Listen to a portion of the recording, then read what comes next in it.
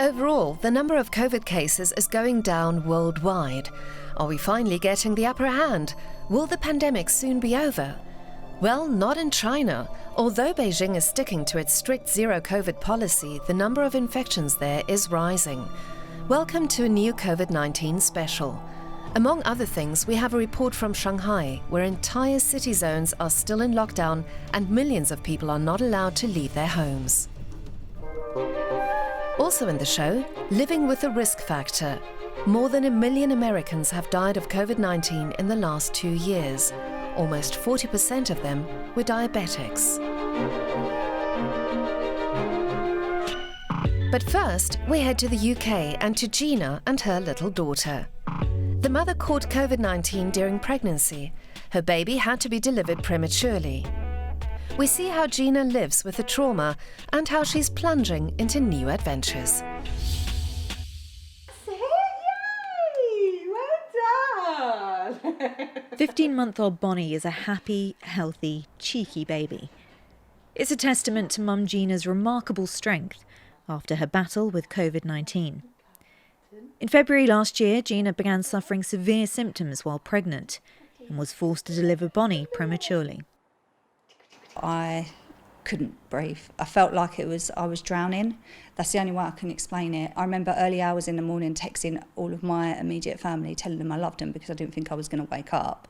And in the morning, they come in and pretty much said, right, we're whizzing you down straight away. It's got to be done today. There was me being ventilated. Gina was so unwell, doctors told her a C-section was the only way to save both her and her daughter.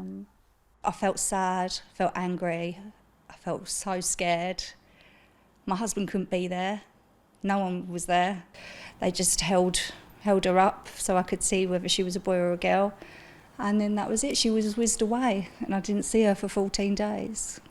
And that was of her, the first time I got to see her face properly in the photograph. Bonnie was delivered at just 30 weeks. It was sent to me in a little brown envelope, so that was how I saw her.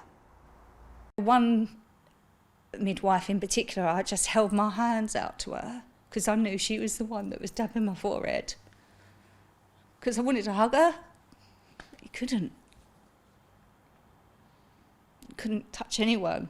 It was something out of a sci-fi movie because like all the consultants and that, they had these great big like masks on with tubes coming round into oxygen tanks, and it was so surreal, so surreal. This was me meeting her for the first time. During her pregnancy, Gina was advised against vaccination. Pregnant women were not included in clinical trials and data was limited. Expectant mothers were not officially advised to get the vaccine in the UK until April last year. This is me, my husband and her for the first time as well. Health officials now say women like Gina were let down. I think pregnant women have had a lot of mixed messaging through the pandemic. So originally they were said, it's all fine, don't worry, it doesn't seem to affect the pregnancy at all. Then it became, you're within a vulnerable group, so take extra special care, but don't get vaccinated. Until we had the first safety data from the vaccines coming out, saying actually you can get vaccinated. This is the head of the baby here. Experts say studies now make a clear case for vaccination in pregnancy. The latest national data shows almost all pregnant women hospitalised with COVID-19 are unvaccinated, and the government's running a campaign to boost vaccine rates. We know that the vaccine does not cause miscarriage, does not cause stillbirths, does not increase the risk of premature births. And therefore now we are confident to recommend the vaccine to pregnant women. It is true that the best way to protect the pregnant woman and her baby is to get the COVID vaccine. Just going to pop some gel in your tummy. The risks of COVID on pregnancy are also clear. Professor Aris Papageorgiou is the co-author of a major global study which documented how COVID increases risks for both mother and baby. In part, he says, because expectant mothers' immune systems are weaker. It is clear that COVID during pregnancy increases the chances of premature birth, increases the chances of blood pressure in mums, and through the process of premature birth also causes significant effects on the baby, as well as a risk of stillbirth to the baby. Although COVID restrictions in the UK were lifted after the emergence of Omicron, risks for pregnant women remain. Aris is now co-authoring another major global study, researching the effects of newer variants on expectant mothers and newborns, with less known about their impact. Omicron seems to be on the face of it less severe, but we need to be a little bit cautious because when in the population lots of people have been vaccinated or have had the condition and therefore have antibodies, sometimes it can appear that the virus is less severe just because lots of people have immunity. But for those people who are not immune, it may be that the virus still has a significant impact. Let's have Bonnie in the car with us. For Gina, the trauma of her battle with COVID lingers. But today, she and Bonnie are the lucky ones. Gina's raising money for the neonatal unit which cared for Bonnie. It's her way of giving back to the team, who may well have saved her and her daughter's life.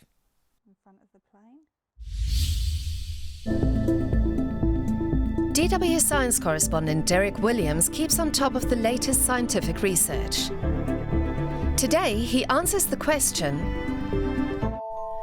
are there risk factors that make you more likely to contract long COVID?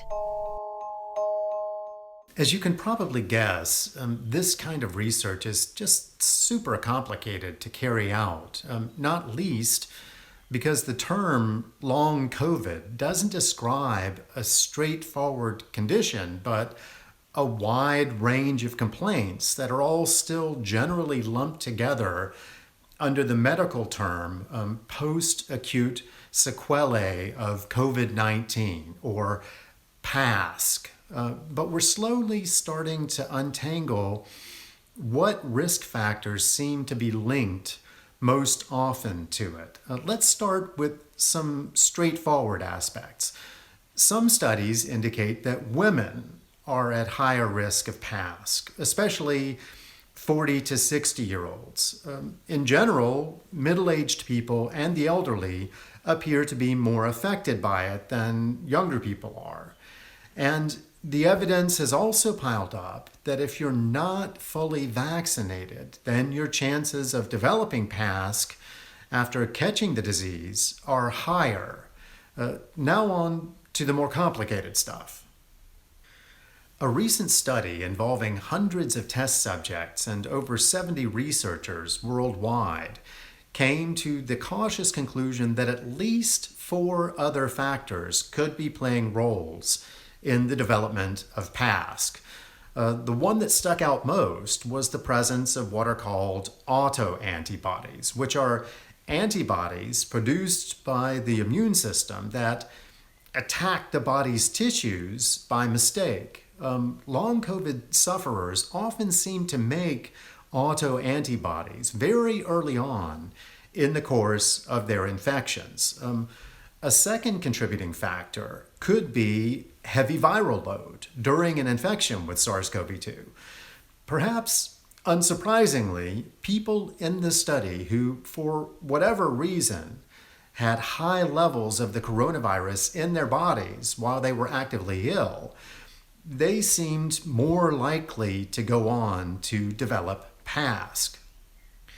The third factor that appeared linked to long COVID symptoms was the reactivation in the body of another pathogen called the Epstein-Barr virus, which causes the disease mononucleosis, also known as glandular fever.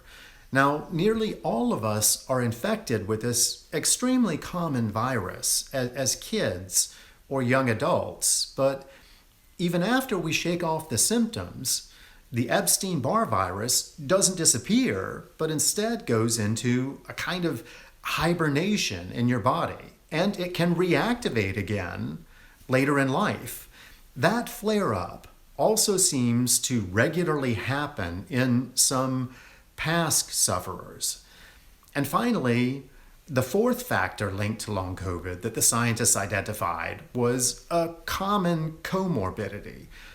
Those who have type 2 diabetes also seemed more likely to develop PASC in the wake of a COVID-19 infection.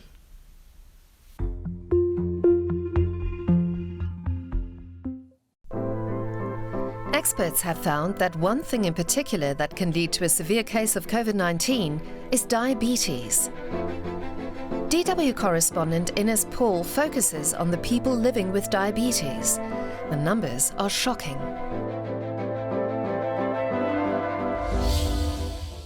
Over 1 million people in the United States lost their lives to the COVID-19 pandemic in the last 2 years.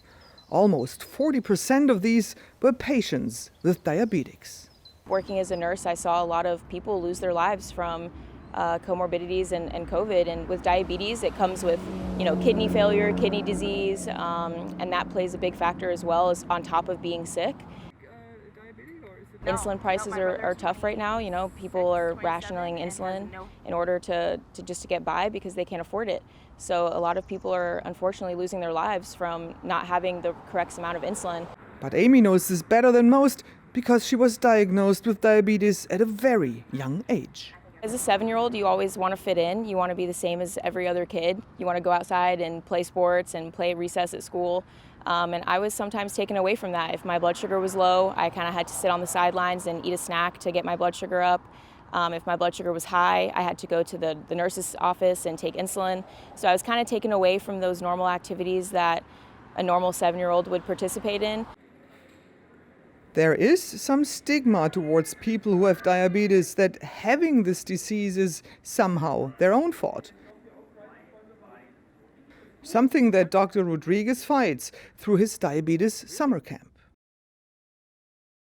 Many children don't have a schoolmate or a friend that has type 1 diabetes, and it can make them feel very isolated. To be able to be at a camp, in some cases with 100 or more children, that all get up in the morning, they test their blood sugar, or they're using a continuous glucose monitor, they're counting their carbohydrates, they're dosing their insulin, and all of that, and for them to realize that they aren't the only individual with diabetes, I think is tremendously empowering. To understand how to empower the people, it's also crucial to understand the core of the disease. Diabetes is a complicated disease. We have some people who are born with a predisposition for type 1 diabetes. We have folks who may have type 2 diabetes and may be at risk because of the environments that they live in, their socioeconomical status, their education level. All this puts people with diabetes at a very dangerous intersection with COVID. COVID-19 has had an impact on all of us.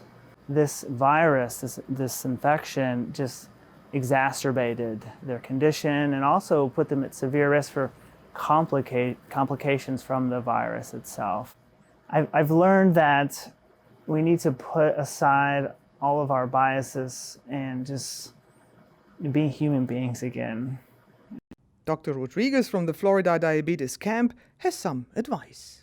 So specifically for children, I would say, and their parents, obviously, learn everything you can. Learn everything you can, surround yourself with supportive individuals, and don't let diabetes limit your aspirations. So far, over 6 million people have died from the coronavirus. Every day, thousands more around the world are added to that long list. What makes the virus so dangerous is that it affects many different organs. DW reporter Stefanie Zobel looks into the latest research. Since the start of the pandemic, scientists have been describing SARS-CoV-2 as a multi-organ aggressor. The virus can be found not only in the lungs, but in many other organs of the human body. And now international studies have been reporting new findings. More than 400 people who had been infected with the coronavirus sometime earlier were examined at Germany's University Medical Center Hamburg-Eppendorf, or UKE. We've examined people with mild and moderate cases who had not gone to the hospital. And interestingly and surprisingly, we found evidence of mild functional impairment of the heart, kidneys, and lungs 6 months later. Lung volume was reduced by a total of up to 3% compared with a control group. Heart examinations showed an average reduction of pumping strength by 1 to 2%. Kidneys filtering function, a 2% reduction. We assume that most of these organ dysfunctions are completely reversible. However, lasting minimal organ limitations cannot be ruled out in some patients, especially those with severe coronavirus cases. These are things that we need to examine more closely in future longer-term studies.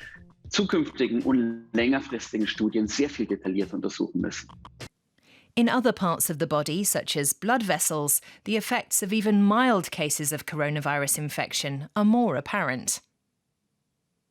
It's worth noting that larger, ongoing studies, which have followed 150,000 patients for up to 12 months after their COVID-19 cases, have shown that it can significantly more often lead to cardiovascular disease, such as heart attacks, strokes, thromboses, and thromboembolic events. And that is indeed worrying. Thrombusbildung und thromboembolischen Ereignissen, und das ist in der Tat schon auch beunruhigend.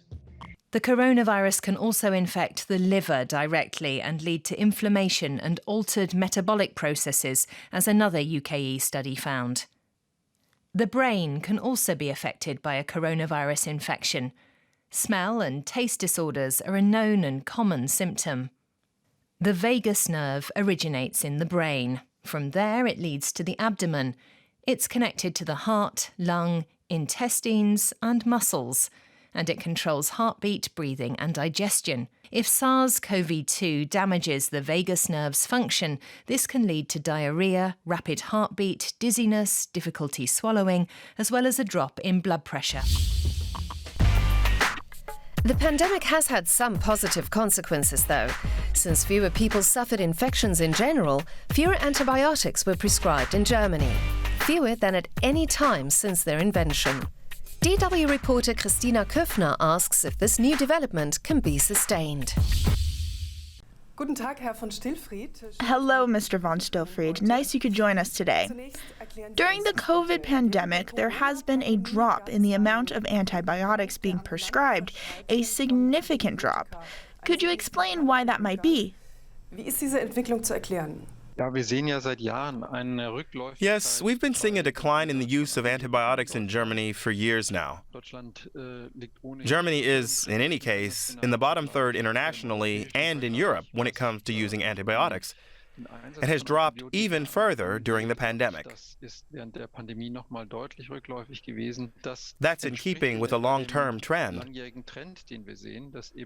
Almost every year, we see a drop in the use of antibiotics.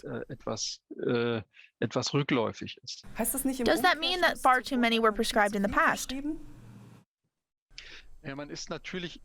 Of course, in the last few years, we've become particularly conscious of the fact that every single prescription is potentially increasing the risk of resistance. And, of course, it has something to do with public awareness. If patients insist on receiving antibiotics, they'll probably always be able to find a doctor who will prescribe them. So it also has something to do with awareness among the population. Thanks so much. My pleasure. In Shanghai, there were reports of people screaming out of their windows at night because they couldn't get enough to eat. This film, that can no longer be seen in China because Beijing's online censors deleted it, shows a compilation of telephone calls, impressions, and recorded conversations in cordoned-off districts of Shanghai. To combat the outbreak, authorities are instead administering herbal remedies that are useless against COVID-19 and also harmful to health. Still, China is sticking to its strict zero-COVID policy. Shanghai has been in lockdown for a month.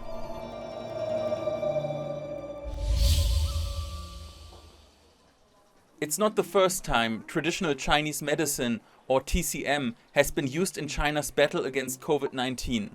But its distribution among people in Shanghai has been unprecedented. Millions of batches of the homeopathic capsule Lianhua Qingwen were handed out to people under lockdown this month. Zoe Zong says she and her 4 flatmates received 6 boxes. Actually, we don't take it because from the social media that I followed, it's not for like curing your symptoms. It's not preventing you from the COVID itself either. Lianhua Qingwen's ingredients include honeysuckle, licorice root and other herbs. TCM practitioners say it can help suppress fever and sore throat. But health experts warn it's not an alternative to vaccines. A leading Chinese neurologist recently hit out at the promotion of Lianhua Qingwen. He questioned why it received delivery priority in Shanghai when many people under lockdown were struggling with access to food. We think that the government should focus more on the basic needs for the people. Reports have also linked China's health czar Zhong Nanshan with the maker of the pill Yiling Pharmaceutical. Zhong guides China's COVID-19 policy as head of the National Health Commission. He's said to have received funding from Yiling for his own medical foundation and also signed a cooperation agreement with the company. But Beijing's also strongly backed the TCM industry, worth some 60 billion a year, according to the World Health Organization. The promotion of this kind of medical market is something that's certainly being encouraged. The idea being that if this industry can be developed to a certain level of maturity where some very highly effective drugs are developed, then these can become part of the more mainstream mix of different types of treatments, not only domestically but also internationally. The debate over the use of TCM has even taken on a nationalistic tone. People criticizing it have been accused of betraying China. Politics here seem to once again be trumping scientific efforts to beat COVID-19. The Omicron variant is a problem for China's zero-COVID strategy. In the spring, Hong Kong had the world's highest death rate among coronavirus patients. Now, for the time being, the wave seems to have lost strength in the metropolis. A Hong Kong travel agency struggles to survive by turning itself into a grocery. Instead of trips, they sell food from overseas. Many others are shuttered. Because of the pandemic, border closure has made traveling almost impossible for over 2 years. However, the airport's departure terminal is getting busier. Since the beginning of this year, Hong Kong's net outflow has peaked at about 165,000 in April, over 5 times the total number of last year. Many are foreign talents like John Wood, who left with his business after 8 years in Hong Kong. I want to be able to have my son where he has the freedom to do simple things like go to the beach or walk around outdoors without a mask on. And as a global philanthropist, I want to have the freedom to travel around the world and raise my seed funding. And so for me, Hong Kong went from one of the most open, exciting cities in the world to being this thing that is closed and petrified, where the government's policies seem to change willy-nilly. The final straw is Hong Kong's adherence to China's zero-COVID policy, prompting the toughest measures ever amid the Omicron outbreak. Not only individuals are voting with their feet, but also companies. Companies have significant problems to refill positions, to attract talent to Hong Kong across industries. It's even reaching as far as financial services industry, which has usually been perceived as the most resilient part of it. In the latest survey released by the European Chamber of Commerce, about half of the European companies in Hong Kong plan to relocate in the coming year. Only 17% will firmly stay. Hong Kong is actually a popular base for regional headquarters of foreign businesses. The exit of expats comes on top of the local brain drain triggered by political upheavals and a sweeping national security law. When you wake up every morning and see that journalists are being arrested, that some newspaper publishers are being arrested, that there's no more freedom of assembly, no more freedom of speech, that hits me pretty hard. You can't subject the city-state to all this solitude. If you do, the cultural DNA and the intellectual DNA dies a slow death. IATA, a global airline body, said Hong Kong has been effectively off the map as an aviation hub. Flight bans and compulsory hotel quarantine have been slightly relaxed after backlash. Starting from May, visitors can enter Hong Kong for the first time in over 2 years. It's a long-awaited first step, but far from enough for foreign businesses, as they call for a clear roadmap for full opening up. Companies have to search for alternate super connectors. Tokyo, Hong Kong will not lose its status with regards to mainland China. We'll have to see. Hong Kong has always recovered from crisis over decades, but this time there is no guarantee. That's it for this week's COVID-19 special. We hope you can join us again next week. Goodbye and stay healthy.